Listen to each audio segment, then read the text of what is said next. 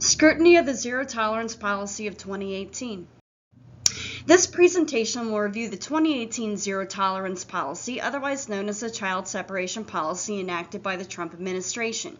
I will review the background, involved parties, human rights violations, reception, effectiveness, current status, and recommendations regarding the migrant population and security of the southern border.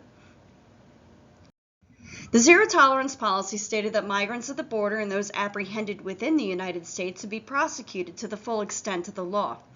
Migrants would not be allowed to be detained alongside minors that accompanied them. Prior to the policy's official engagement, a pilot project was initiated in El Paso, Texas.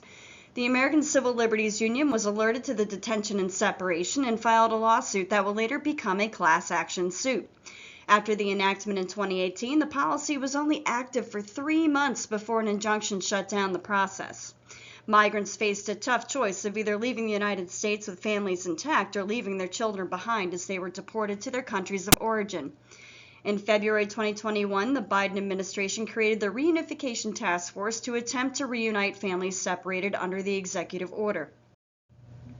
The populations that were targeted by the policy were refugees, asylum seekers, and migrants. Refugees, those fleeing violence and persecution, have protected status. Asylum seekers are also fleeing persecution but have not yet been classified by the court. And migrants are known as those who are seeking a better life.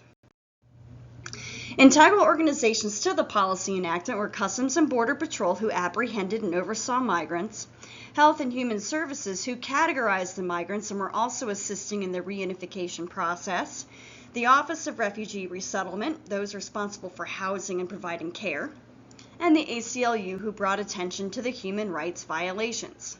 The international community set forth several conventions in which the U.S., being a part of the United Nations, signed on to. The 1951 Refugee Convention details specific rights of refugees, such as non-refoulement and rights to education and work.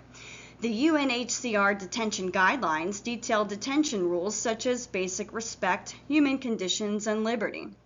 The Torture Convention protects against torture, discrimination, and inhumane treatment. The human rights violations that occurred were limiting the liberty of asylum seekers, limited access to legal representation, arbitrary and indefinite detention, inhumane living conditions, and traumatic separation of children from parents. Reception to the policy was negative. World leaders took a stand and criticized the U.S. Leaders such as Justin Trudeau, Theresa May, the Pope, and even the leader of Iran condemned the policy as cruel. A major question asked by policymakers is whether a policy of this kind truly deters migrants from seeking refuge in the U.S. For decades, administrations enacted policies to deter migration. However, these deterrents did not work. Migrants facing violation and persecution have proven to endure harsh conditions to reach the U.S., including human smuggling, which has left many dead. Aside from ceasing the practice of separating families, the migrant situation at the border remains unchanged. Economic and world events affect each country differently, which creates challenging times for border security. Efforts to deter the migrating population includes National Guard deployment, busing migrants to other cities, border wall construction, and increased border inspections. The Reunification Task Force has seen success in uniting an additional 500 children, identifying 200 more.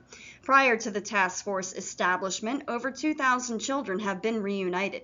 The task force has more work to do, but progress is being made. When enforcing a new policy, it is important to ensure resources are available to implement effectively. Using a systems thinking approach can assist in envisioning the opportunities and consequences that can arise. Using groups such as the ACLU can assist in ensuring that human rights are not violated. Lastly, effectively applying foreign aid funds can assist in deterring migrants from approaching the U.S. The U.S. has not been investing as much in South American nations as they have in Europe. Using organizations such as USAID, they can assist in bettering the resiliency of neighboring nations. The child separation policy enacted by executive order was ill-planned, intentionally cruel, and wrought with consequences that will have a lasting impact. It is the responsibility as a leading nation to protect and uphold human rights laws set forth by the United Nations.